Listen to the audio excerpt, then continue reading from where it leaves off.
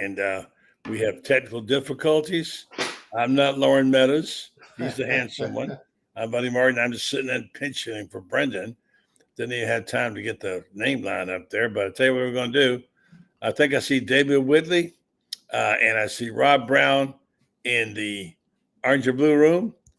Let's hit the music and start it. And Loren, you say welcome your guests one at a time, and we'll see that to get this thing while Brendan Martin probably won't get in during the show. He's having internet problems. So stand by. We're going to dig this out and make this thing happen, even though it looks like it probably won't tonight. What a day. So, all right. How you doing, Loren? Okay? Oh, yeah. Let's get it started. Tell it like it is. Started me so I can find all this stuff that Brendan Martin usually gets. We'll get it on here and go there. I think I see the open down here. Let's hit this and see what we got. And we're on our way to another edition of the Buddy Martin Show with Loren Meadows. So stay tuned. You know it's going to be good always if Loren's involved. Here we go. For Buddy Martin, call him up and tell him what you're thinking. But be kind because he's doing the best he can.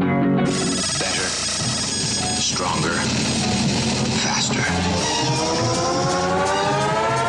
Mama says that alligators are ornery because they got all them teeth but no toothbrush. Hey, what if the voice calls while you're gone? Take a message.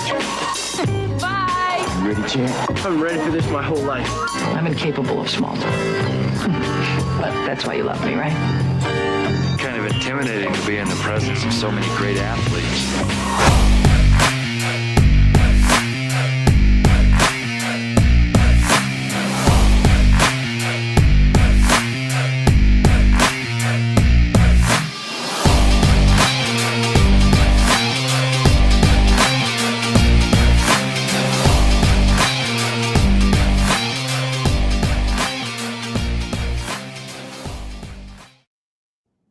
Good evening. Welcome to the program. The hurricane did not blow us away, thankfully, and we know many people were thinking about who were suffering through this. We think about our good friends in Tampa, especially.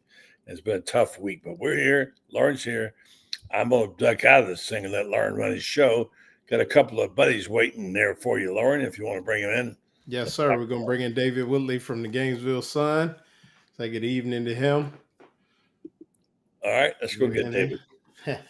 I get to do a little show with David. You usually don't get to do the show with David. Good evening, David.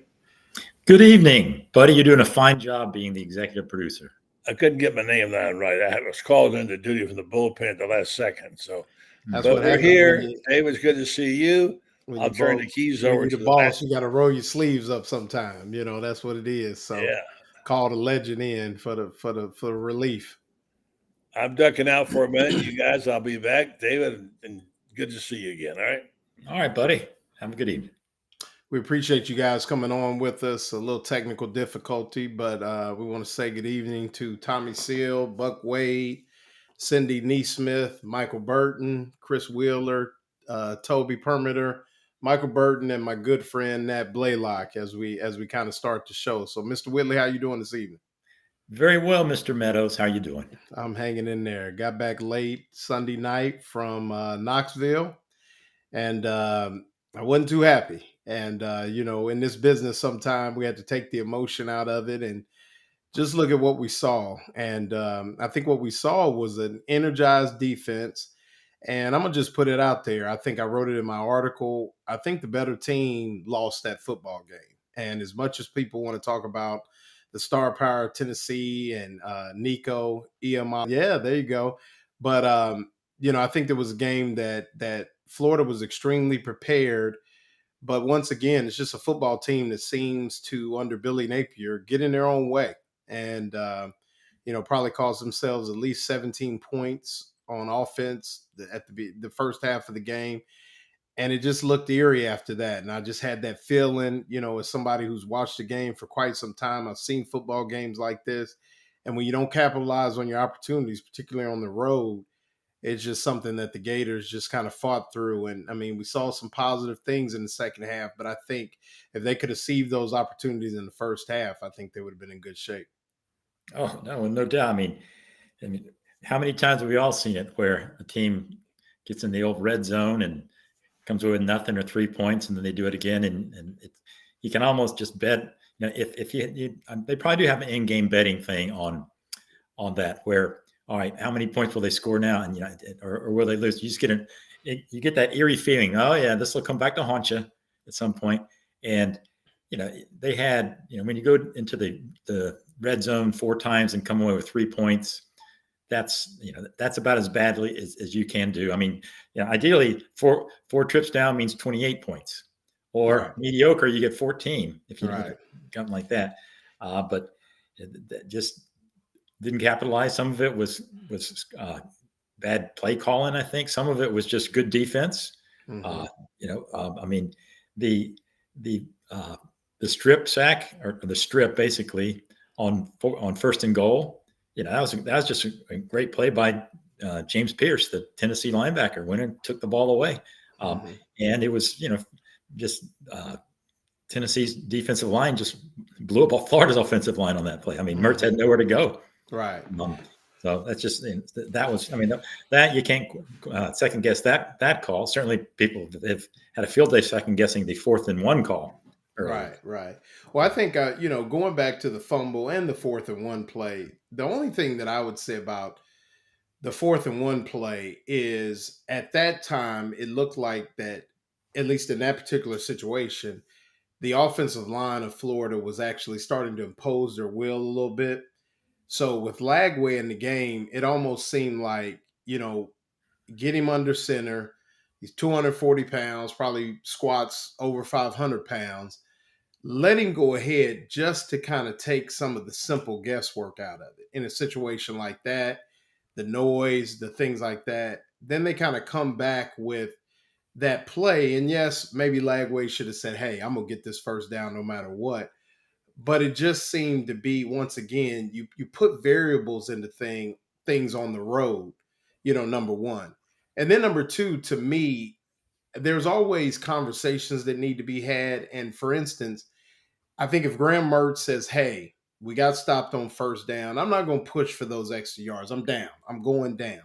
It wasn't until that second effort. And in your mind, you got to think, okay, we got 4 more cracks at this thing, probably at least 3 more. And then we kick a field goal and at least we're up, 6-0. And it was just one of those situations where, once again, it's like snake bit, because somewhere in there, that communication is not being, is not being pushed on to the kids and the players. And so I won't say kids, but the players, even though they're kids to me, the players of, hey, we got to be sharp here, and we got to cherish the football. It's like a point guard sometimes. You got to cherish that basketball late in games and in big games, and there's certain things you just can't do. And to me, it's maybe it's a curse or something, but it's been this kind of thing with Billy Napier football teams the entire time he's been here. This always something. And then we'll get to the I got a pretty easy explanation for the field goal and the 12 people, which I Billy Napier's explanation on that one, once again, defies what you hear from the high school coaches. You go up to Newberry, up the street a little bit, and get a better explanation than we got there. But what I wanted to hit on is, a couple guys said you asked a really good question at the presser. I didn't get to go back and listen to the presser. Unfortunately, I had some things to do for work and that kind of thing. But what did you ask, and kind of explain what the answer was? Obviously, the question made an impact. My question was, well, one of, but I'm sure the one that they're talking about was does the play calling that he does and having that occupy his mind detract from his ability to just run the show on the sideline, avoid things like that 4th and or that field goal situation, run things a little bit cleaner, and is he just too distracted? I mean, is there trying to spin too many plates doing that? His answer was, of course, no. As we expect, he said, if anything, it keeps him more plugged into what's going on. Okay. And so if that's his explanation, but I think that he will give up play calling. When it's like Charlton Heston with the guns, when they pry his cold dead fingers off the barrel with the NRA. Although and that's another one of the mysteries of, the play is it strictly him, Russ Callaway combo, whatever, I don't, that's something of a mystery, but he's actually heavily involved in that. But again, you look at how it's done in so many other places. You have, offensive coordinators or specific play callers who do it. And, if he just common sense sort of tells you that, if you're the CEO and you have all these people under you, and one's assigned to this, one's assigned to that, and that's the way most companies run. But this company runs differently, and the CEO handles something that every other company or most other companies have a position for. It makes you question now. Again, it's an ongoing thing, and Right. and he's not going to give it up, but I just can't help but think that it would be beneficial. The net benefit would be if you had a guy whose sole job is to do that, call the plays, concentrate on it.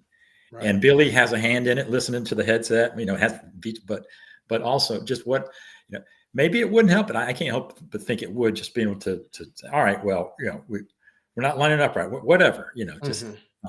Well, and once again, you look at a 5th-year quarterback and you get the big interception, you get ready to go in again, and then you get a timeout that ends up costing you to be in that Mayday situation. Yeah. It's like, can we get these are plays that have been run through walkthrough and all those things. You got experienced people out there, people that have played a lot of football, and you can't get lined up. Now, as far as the field goal, so he continuously says this was a substitution situation.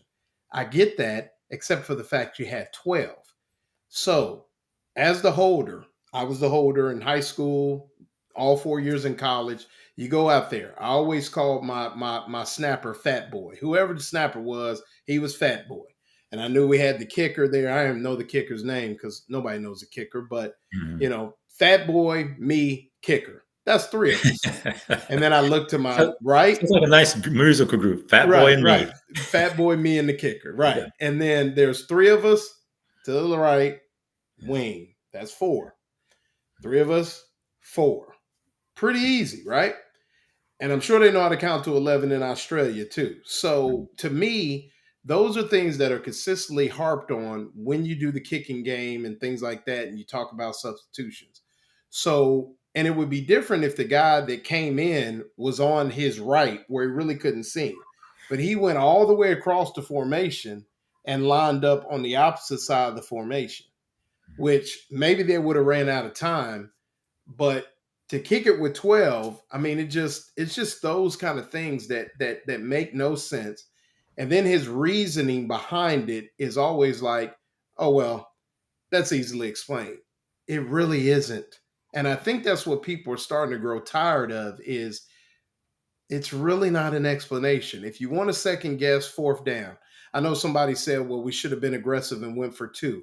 It never should have came to that, because they should have been up at least 17-0 at the half. And then the game's over, because I think they were the better football team. So talking about going for 2, they never should have been in that situation.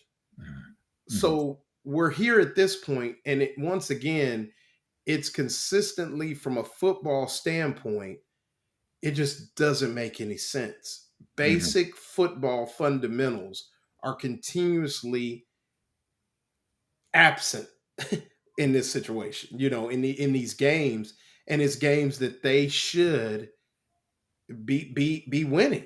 They're the better football team. If you had to look at both quarterbacks, who would you have taken once after what you saw Saturday night? Oh yeah, it's funny how DJ Mertz, was obviously ahead, but DJ Lagway looks ahead of Nico, even though he's a year behind. Exactly. And I think Nico's sort of been exposed the last 3 weeks. That he is not all that. And he may be all that eventually, but he's playing like a 9th grader out there a lot of times. Right. And then somebody said that Dylan Sampson was the best running back that Tennessee's had since Travis Henry, someone said.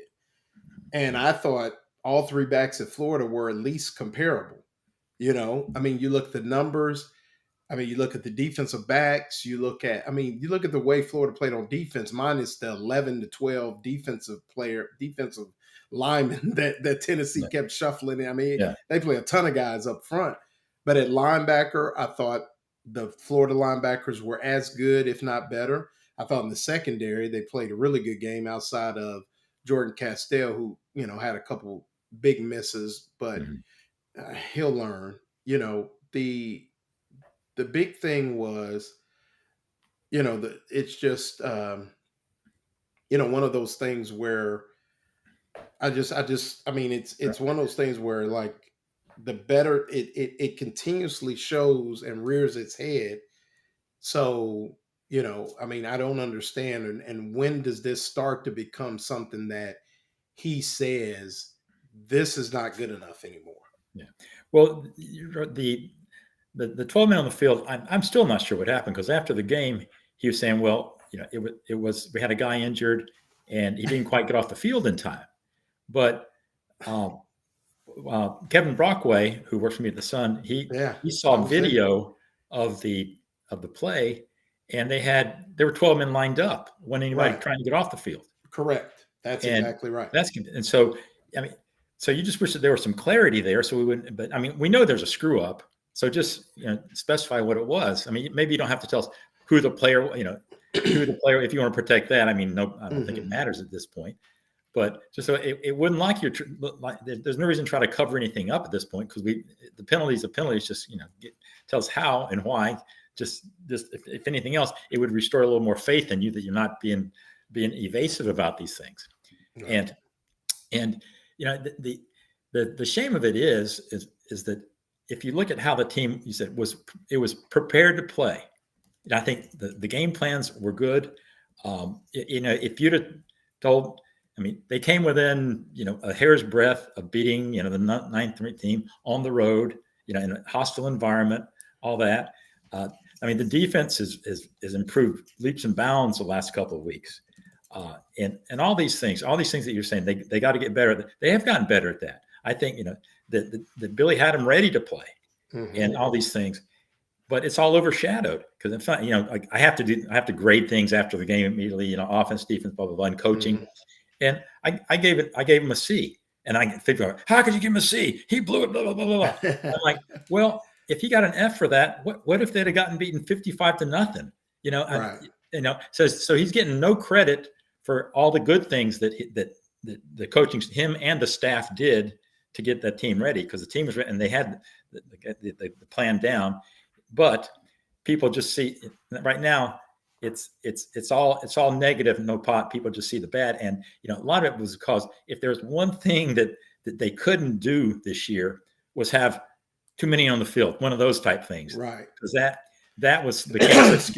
Almost an overblown deal last year. Started at Utah. Well, you blew it, and that sort of stamped it. And then it was reinforced to the nth degree when at Arkansas, and so I mean, any other type of penalty would have been not okay, but more palatable. But that was just like, oh man, how could this happen again? And they have, it's funny, until that play, special teams was the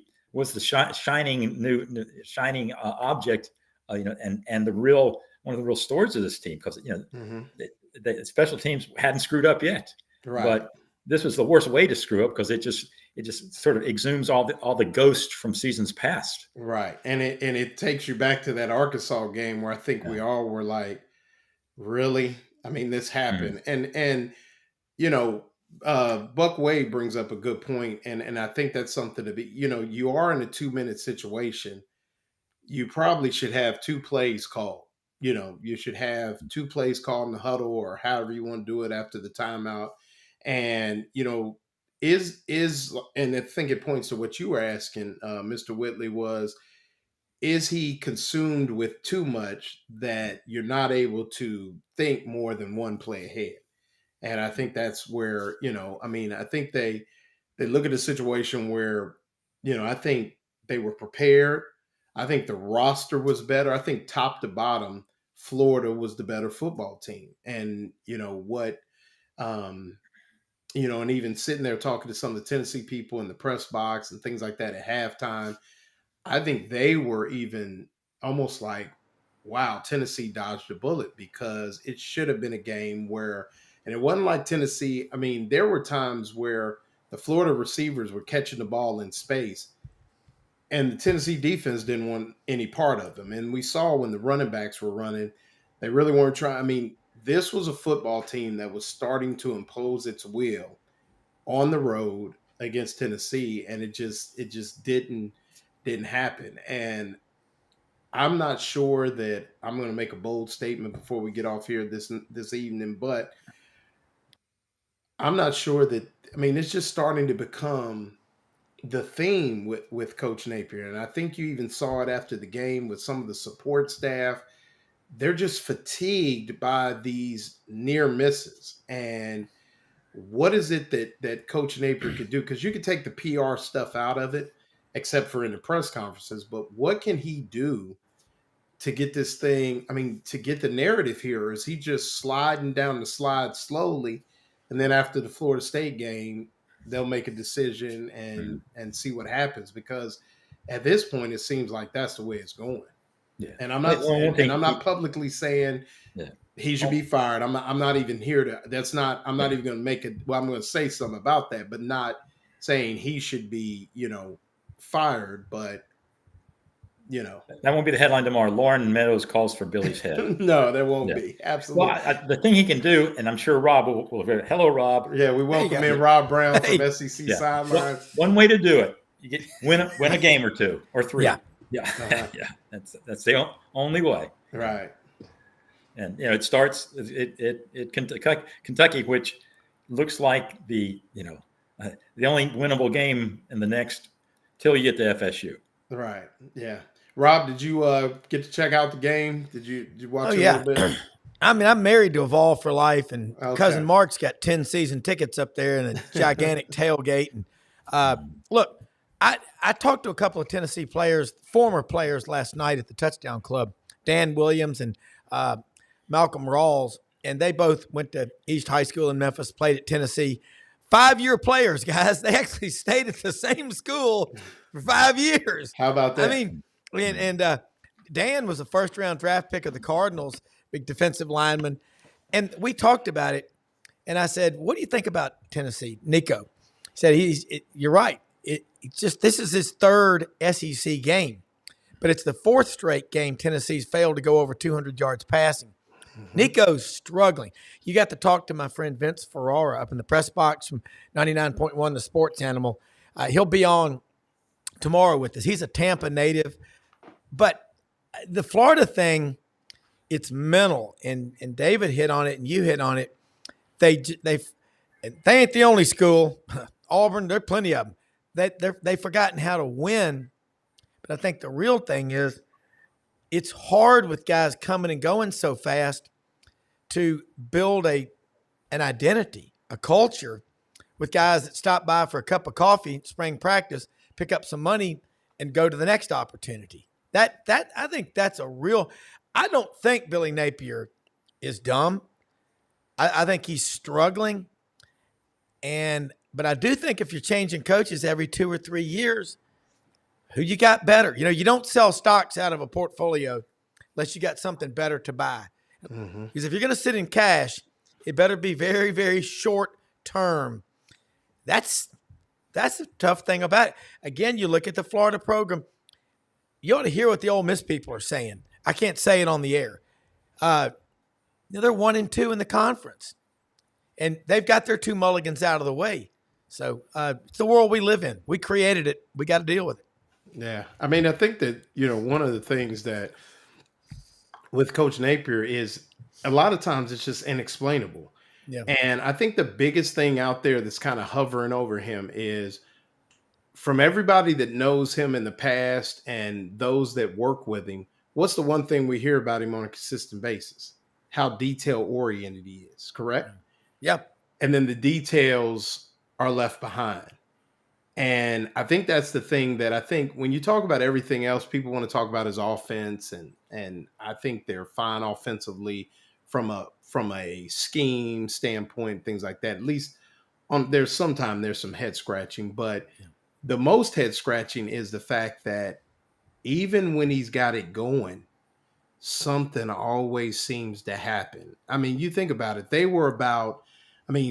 dominated the Ole Miss game, but late in the second quarter, Ole Miss puts together Mississippi State. Mississippi State, excuse me, Right. puts together a 4-play drive in like 45 seconds.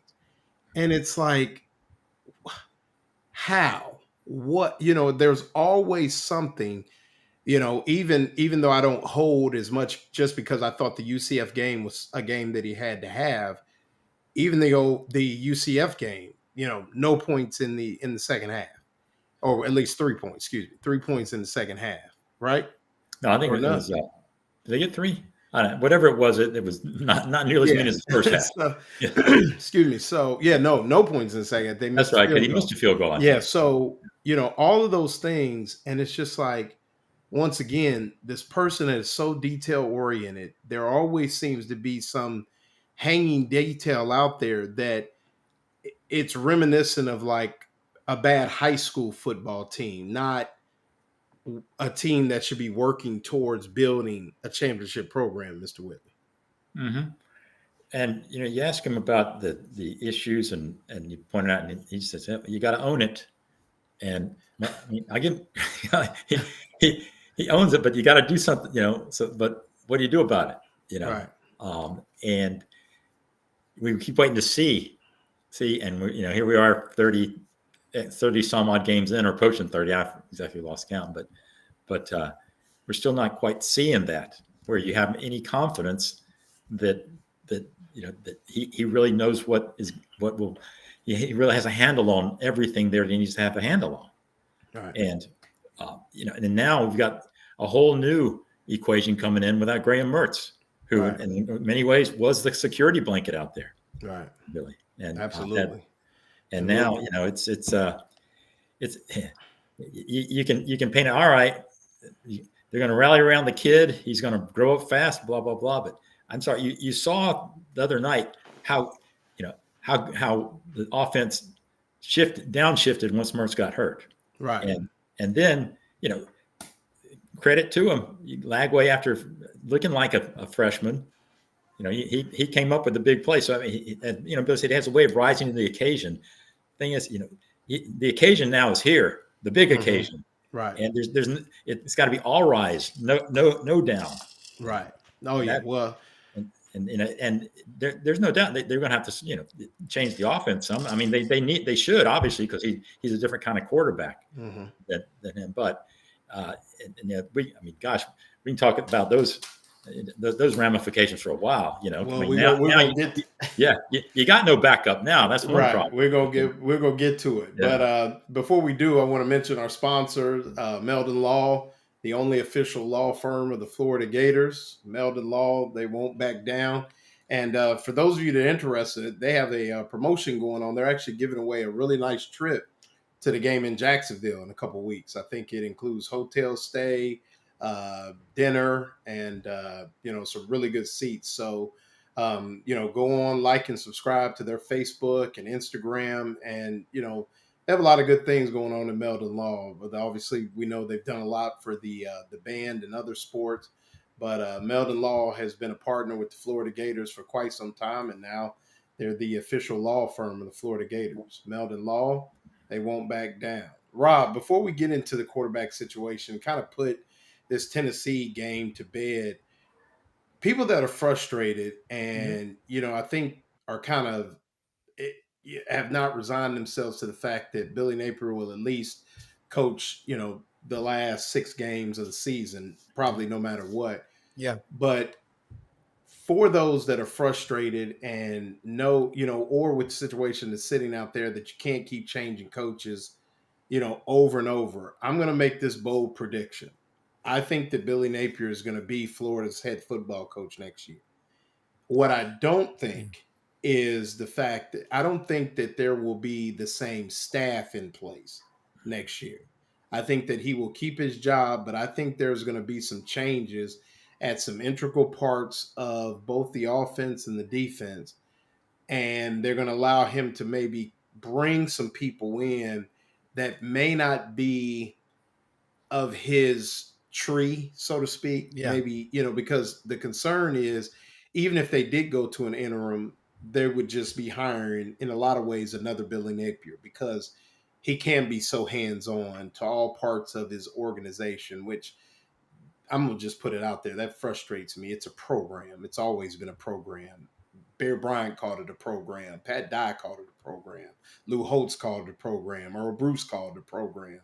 It's your program. To say an organization, to me, just puts another stamp and another bullseye on you. Like, you're running this thing like you're some CEO and everybody's dialed in and tightened up. And then you have this quagmire every 2 to 3 games that it's like a head scratcher. So I think if you would call it a program, maybe that would go over better too. But I mean, Rob, you're a financial guy. You deal with those people. A lot of times it's symbiotic to hiring and firing people and putting people in the right places. But I'm going to go ahead and say that I'm making that statement. That's my bold prediction for this year, is that Billy Napier will be the coach for the 2025 season. But in order to, I think some changes are going to have to be made. I mean, you cannot be afraid of hiring people that you think might be smarter than you. In fact, you should seize that opportunity, because if you look at the Woodruff philosophy, the Coca-Cola money in Atlanta, you'll have all the success you'll ever dream of in life, as long as you don't mind who gets the credit if you're running an organization. And we've got a lot of programs right now, Florida and Auburn are 2 of them, with crappy teams. And we've flipped the narrative. I'm telling you, what we're dealing with right now with the portal, you can make a team better quickly. But we're going to see, and I'm so excited, in a couple of weeks, Jackie Sherrill, we have him on sidelines a good bit. He's going to be speaking at the Touchdown Club.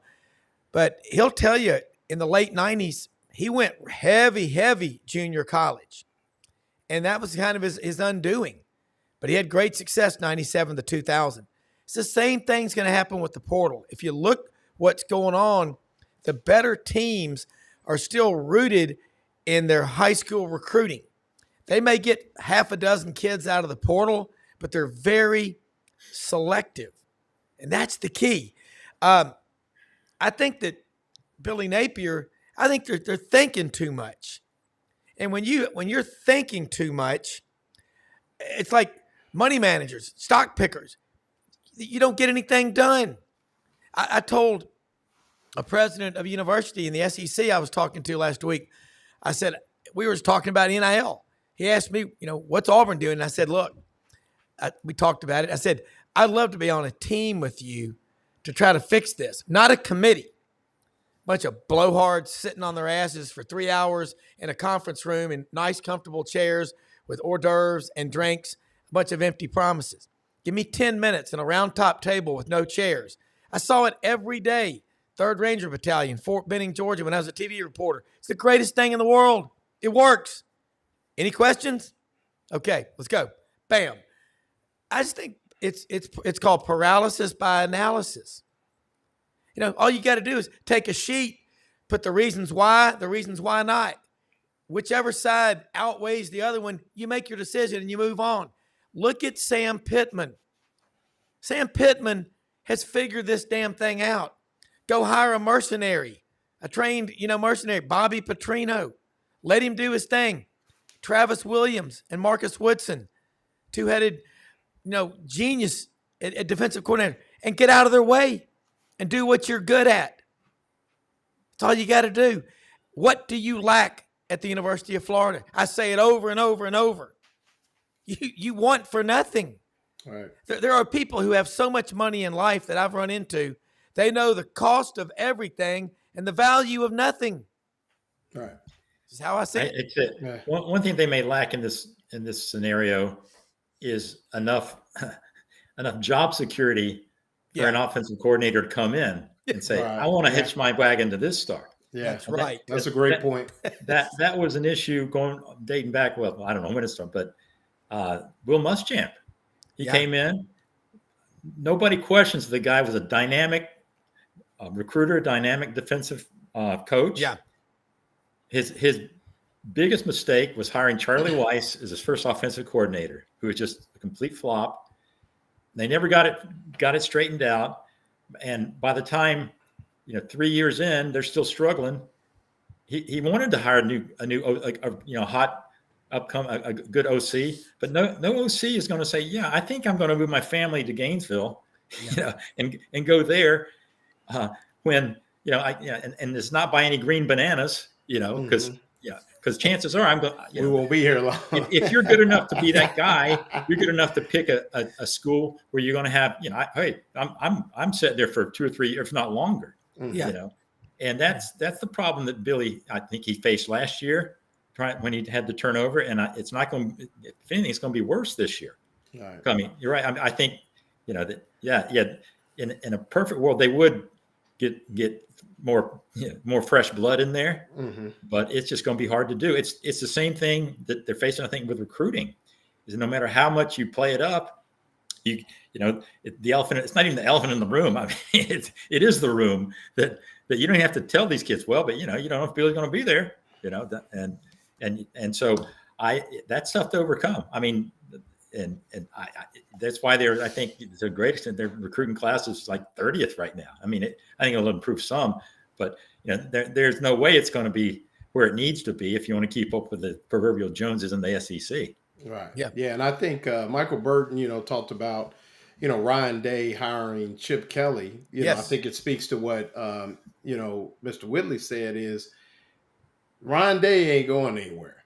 Now, he might be on the hot seat if he loses to Michigan again, but in the big scheme of things, he's not going anywhere. He's just not. I think he might be might have one of the highest percentages of active head coaches. I think at one time he was number one, even ahead of he was right there with like Saban and Kirby and those guys. I mean, it's like 1, 2, 3, 3, 2, 1, whatever.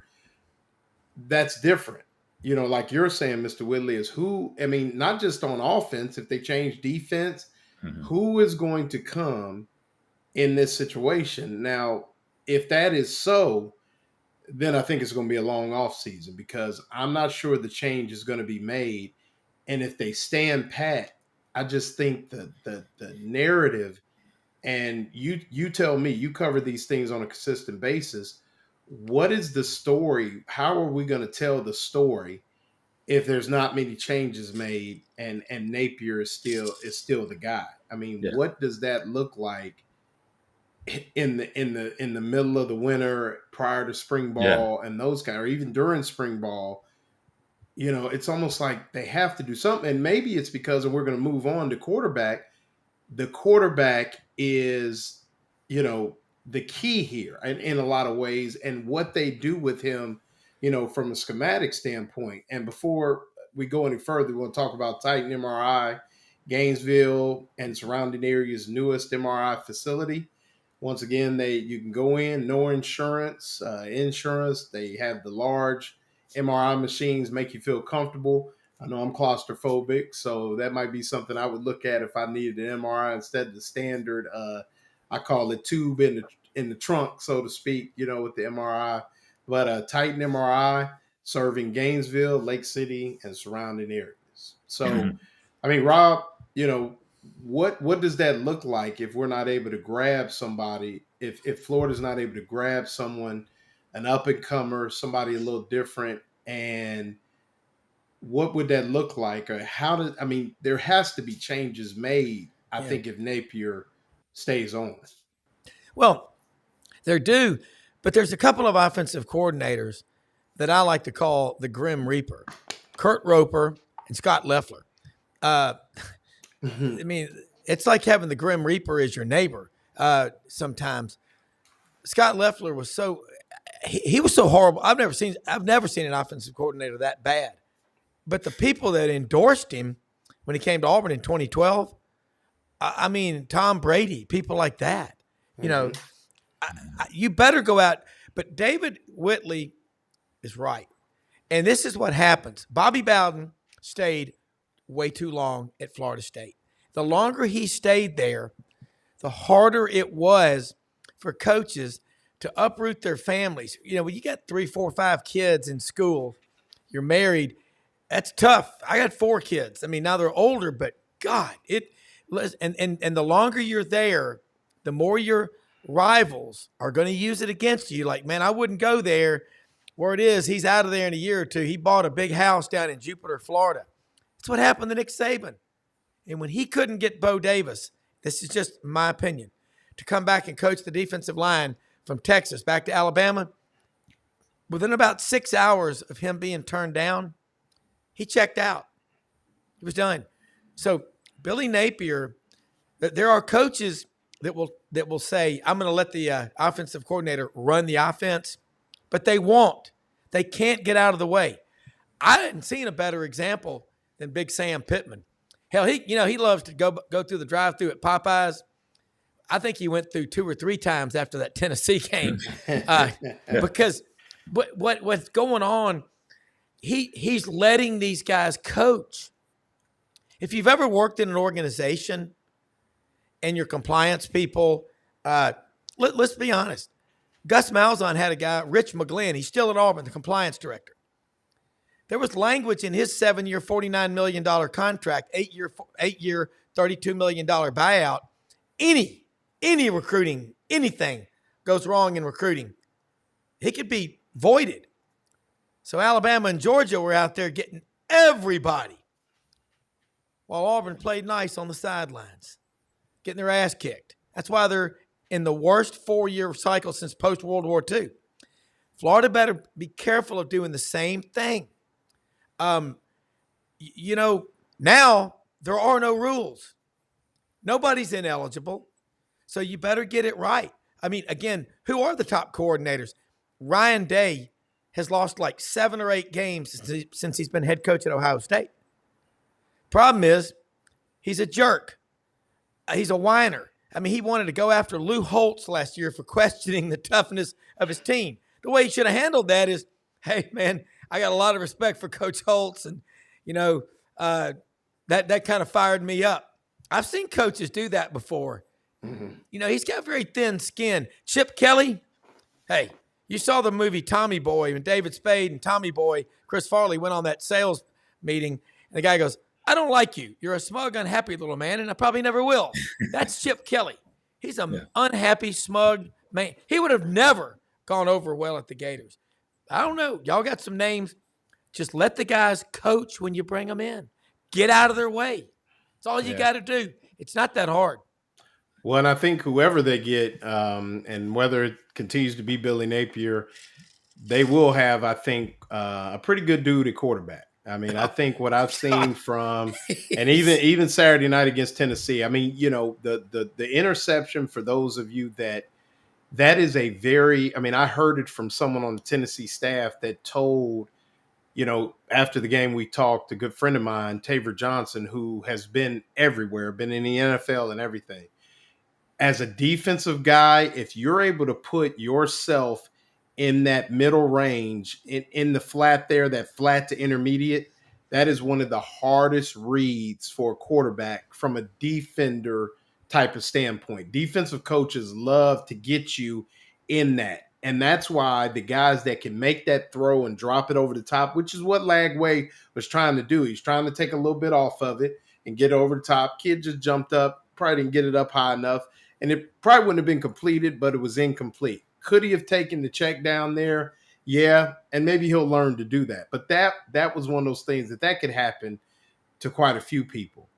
But now DJ Lagway has the keys to the kingdom, albeit about 6 games probably too early. And I think the way they were setting things up was the one good thing that they were doing is putting him in a position to be comfortable and not have to have everything on his shoulders to now everything's on him.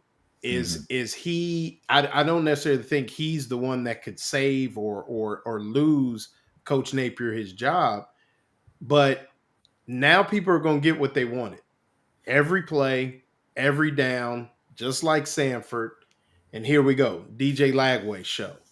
Mm-hmm. What are we thinking going into Kentucky that could make life hard for quarterbacks, a very physical bunch, but Lagway being able to affect the game with his feet, even on that last touchdown throw, I was literally looking right at DJ Lagway as he fixed his eyes to Chimera DK. And what he did a really good job of, I mean, he kind of, if you watch, he kind of comes out the pocket and then slightly moves to his left, which held that safety just long enough, and obviously threw a strike. And I mean, it was on the money, right in the breadbasket. So you see that ability, and then his ability, obviously, you got to account for him in the run game. But are we thinking that this, even though it may be a little bit premature, could this be something that he latches onto, grabs a hold, they kind of adjust a few of the things they want to do offensively, and then they go from there? Well, it could be. I mean, you point out that interception. The question will be, did he learn from it? You know, this Saturday when Mark Stoops dials up something, and he will. If that's the same thing, well, you go, wait a minute. And everything you hear says, yeah, he's a quick study on these kind of things, and he's going to have to be, because I mean, there will be mistakes. You just don't want them to be continual, and there's going to be growing pains. But will they be so painful that that they can't overcome whatever they are against a team like Kentucky, where I don't say they should. I wouldn't say this team should beat anybody at this point, but they certainly could beat Kentucky. But in a way, it's bad because it's hard to. What do you make of Kentucky now, other than that they still have a defense, right? And we've seen it over and over with Stoops. Is that no matter who Florida has, he can give them fits defensively. Absolutely. And so he's just sitting there in his defensive lab thinking, all right, I got this kid with a ton of potential, but also raw. Says, what am I going to do and right? It's a whole different thing when you're the man and you're taking the first snaps and you're the guy. And he did it at Samford, but nobody's going to mistake Samford's defense for Kentucky's. Right. And so I think that's going to be a tough first task for him. Right. Yeah. Rob? Just looking at this league right now, you got Kentucky coming in here. They play Stoops, blue-collar football. Florida ought to take them on and run the ball, get physical. You got a quarterback who this is his first year. He's a freshman, but he's so talented. But don't put the game all on his shoulders. But what I see with Florida, Billy Napier is over there during the games. He's like somebody who's still studying when they're taking a final exam. I can tell you, I've lost track of the number of times. In order to get a license to be a financial advisor, you got to pass the Series 7. It's a 7-hour test.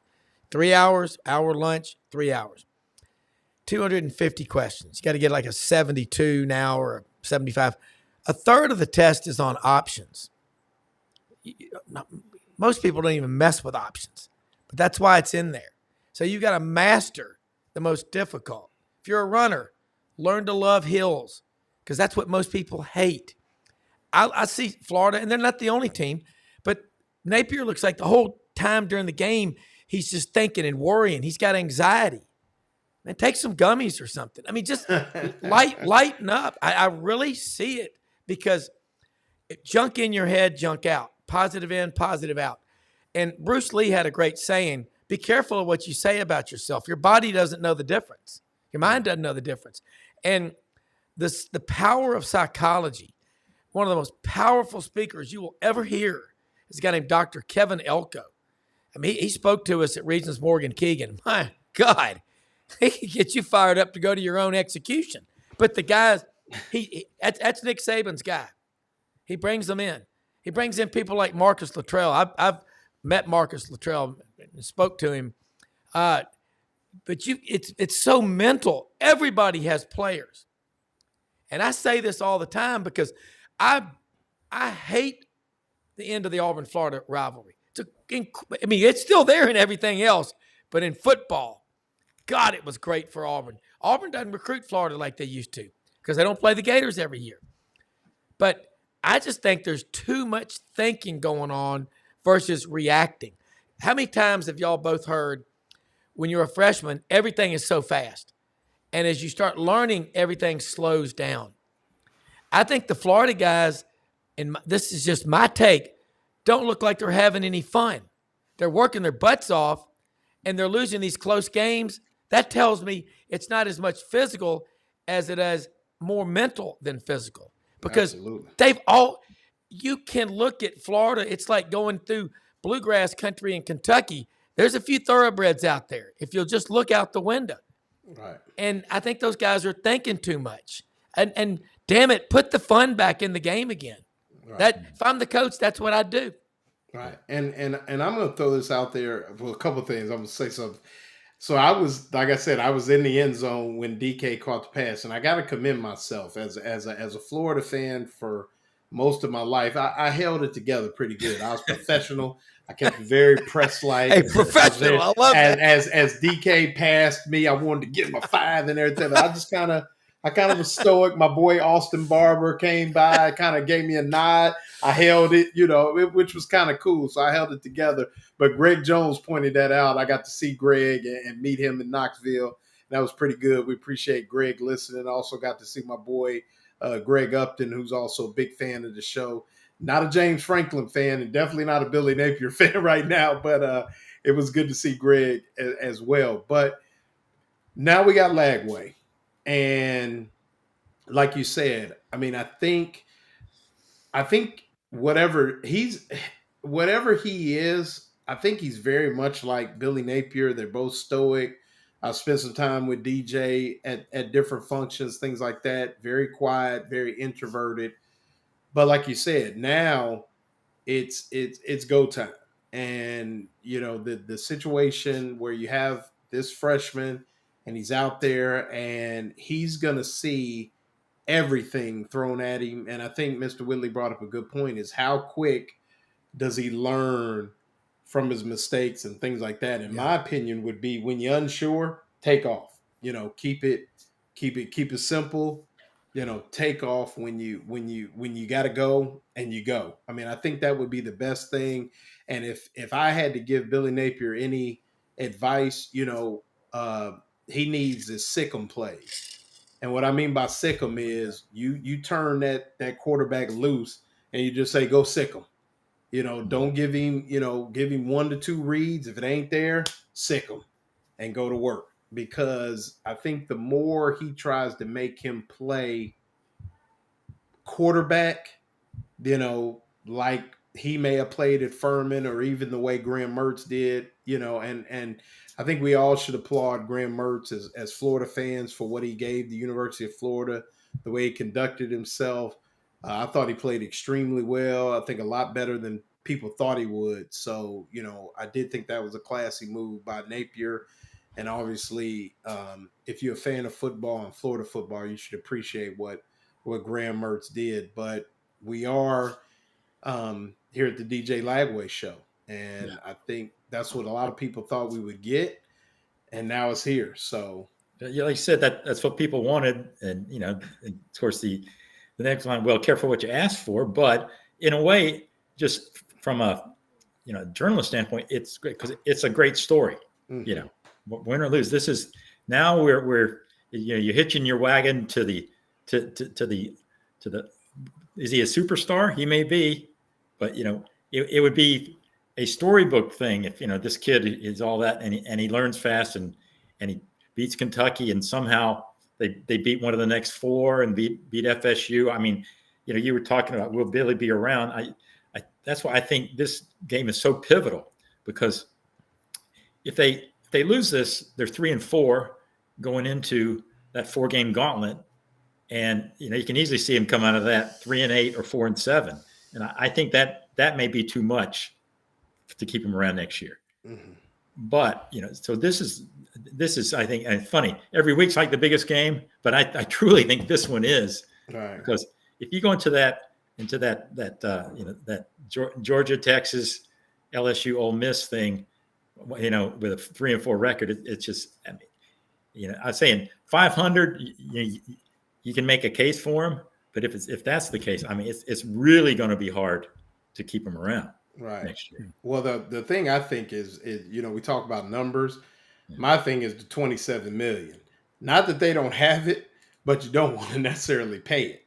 Yeah. And, that would be the one. And I think that's maybe the mistake they made with Dan Mullen, was they didn't give Dan Mullen time to tear it down and then build it back up. Maybe that last year. Maybe it would have been hard to find people, but at least you make the effort. Maybe somebody on the staff surprises you by their ability to come in, call play. Not that he needed to change offensive coordinators, but on the defensive side of the ball, and maybe up front they needed to make some adjustments and things like that. But I think that now with Lagway and going forward, yeah, I mean, it just there's really not much except for the fact that I think maybe this year might not be the indictment, but I wrote in my article, I think Napier in the last 3 years has had a football team that was capable of winning 7 to 8 games, but he's failed to do that. And I think that's what is going to be the indictment is, for all the talent that he had and things like that, he just never could get it done, and with a team that, I think the first year he should have won 9. I think last year they should have won 8. And this year, I think he had, if he wins last Saturday, wins this Saturday, I think they get 6 in. And now you're looking at going to a bowl game, going 7-6. And you can say, okay, we got something to build on. But those opportunities have slipped away. And now, Rob, here we are again. Well, you've got to look at a football team, a program, like a mutual fund or a hedge fund. You got a money manager. You got the guy, there's famous money managers. We all know them. But, you sell a few positions in there. You do window dressing at the end of each quarter. But you don't like making wholesale changes frequently. You'll incur a lot of capital gains. You'll incur a lot of ordinary tax gains. You want steady process. That's what you want. And I think the best coaches, there's 2 things I've noticed about them. Well, 3. One is that they're still mad as hell when they're up 56-7 with 3 minutes and 12 seconds left in the fourth quarter about stupid mistakes, because they're like, I know it may not matter to you right now, but in another game when it's real close, it will. Don't get us beat. Right. Okay. Absolutely. That's it. Number 2, the only easy day was yesterday philosophy. Okay. Let's celebrate. Let's have fun. And then the third one is, God, have fun. Smile. Your body language, when you are stressed out looking and you're just absolutely at the end of your rope, your players pick up on that. You're dealing with 18 to 23-year-olds. God bless. I mean, I can tell you, because I got kids that age. Now they're in their 24 and above now, but man, you got to keep your calm. But you've also got to say, hey, you know what my friend Maury Gaston, when he turned 16, he asked his dad if he could drive from Sylacauga, Alabama to the Auburn, Georgia game in Athens. He said, well, son, his dad was a pharmacist. He goes, let me think about that. The next day he said, son, I believe in you. I'm going to let you do it.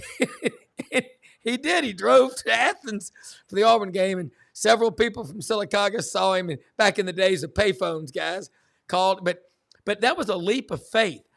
At some point, you've got to trust people around you. And if you're micromanaging them and pencil whipping them, it doesn't get you anywhere.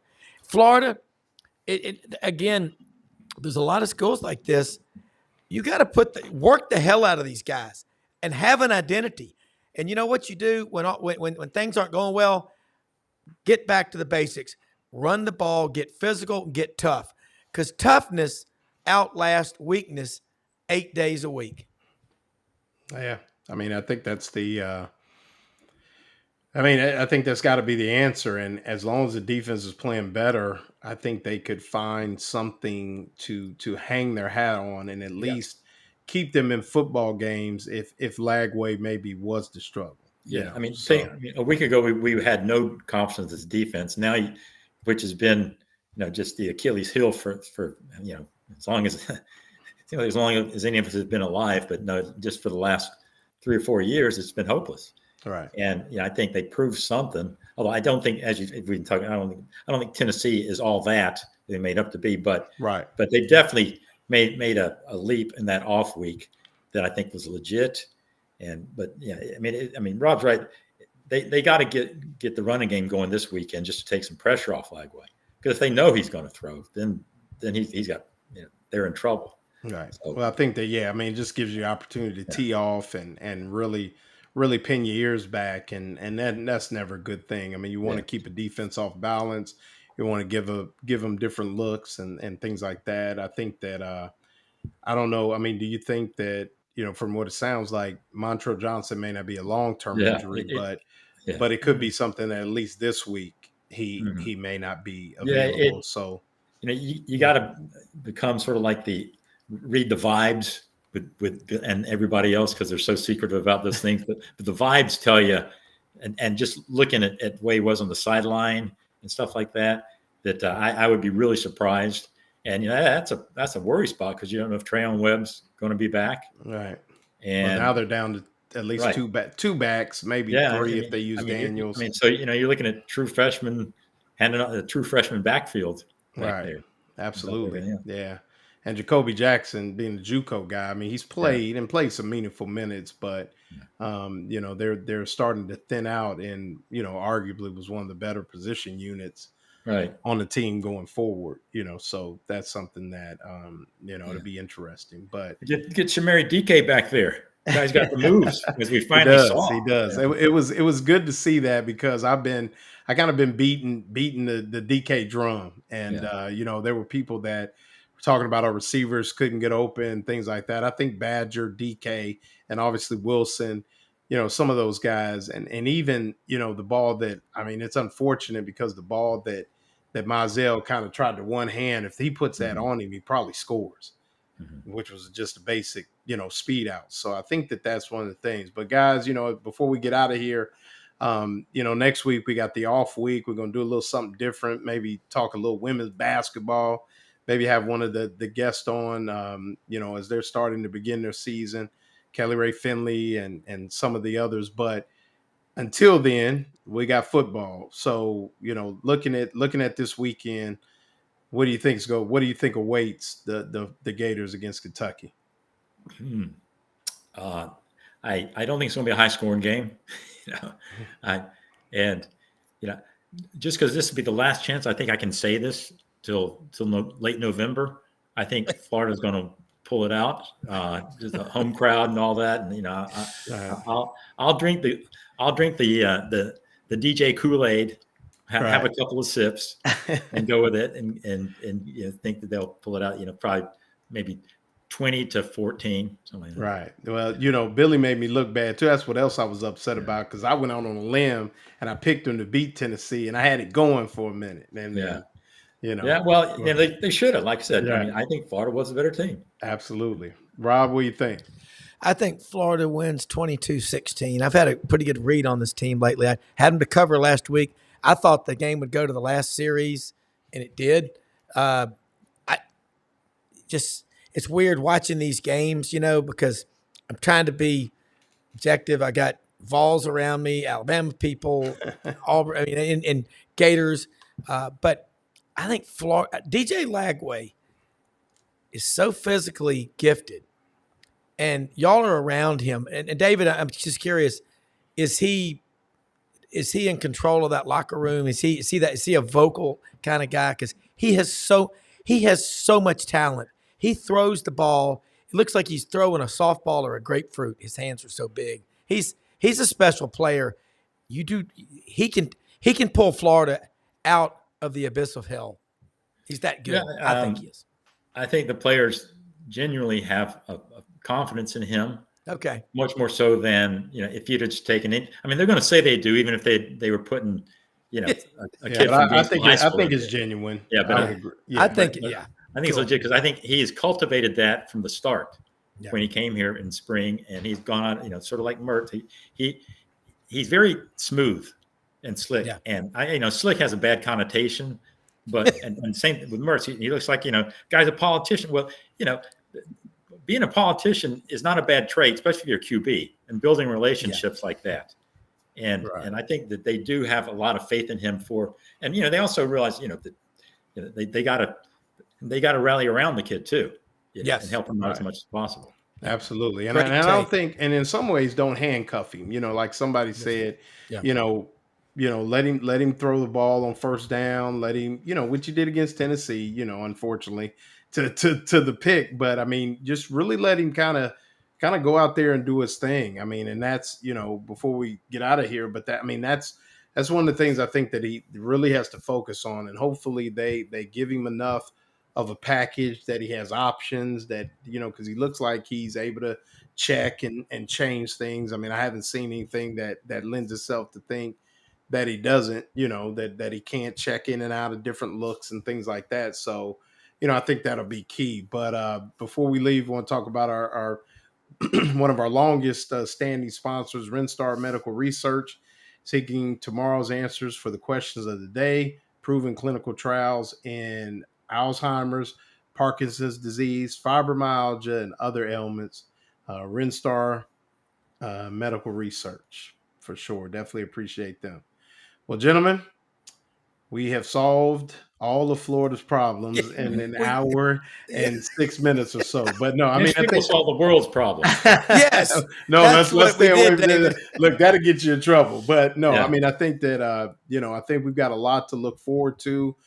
If anything, the game has increased in its intrigue with, and you'll have a lot of people showing up to the ballpark to see what Lagway can do. I mean, you talk about National Gatorade Player of the Year, somebody that I think has endeared himself to the Florida fan base early, and people are going to show up. Plus, it's homecoming, so you have a lot of people coming back to UF to take it all in. I definitely know there's some reunions going on, things like that. So it'll be interesting. Mr. Whitley, you got anything special cooking, or just sticking to the script? Same script, although just found out about 7:00 tonight that Graham Mertz will be speaking tomorrow. So okay, that'll be interesting, because as you said that he, if he came here to redeem himself, mission accomplished. Absolutely. Yeah. Rob, who you got tomorrow? Yeah, well, we got Jordan Hill, 24/7 Sports on Georgia, Jake Wembley, ESPN 105.9, the afternoon drive, Jackson, Mississippi, covering all things in Mississippi, and then all these numbers and matrices that he puts together for the SEC. Makes a lot of sense, the how and the why. Dudley Dawson, Hogville.net, Vince Ferrara from Knoxville, the Sports Animal. We will cover all 16 SEC schools. I'll just throw this. Florida beats Kentucky. I don't give a damn what Kentucky is ridden, but losing to Kentucky, 3 years in a row? They don't lose to Kentucky at Florida. 4. You beat Kentucky, you are turning a corner, because you can't lose to programs like that when you're at Florida. Sorry, Kentucky, but that's just the way it is, okay? Right. That's the canary in the coal mine that you got problems. So let's go get the canary, go Gators, and I think that it'll be 22-16 Florida when the game is over. Gators All win. right. Read him in the win. Gainesville Sun. David Whitley, Rob Browne of SEC Sidelines. We appreciate you all being with us Thank you for tonight. having me. Great dialogue. Appreciate your comments, and we'll see what happens. We'll talk to you guys on Thursday, Orange and Blue Bloods Thursday with Ben Troop, myself, Franz Beard, and I think tomorrow night we have Ali Peak Wilbur and the great David Moulton. Big fan of David Moulton. So tune in tomorrow. Tune in Thursday. Good night, folks. Adios, guys. Good night, guys.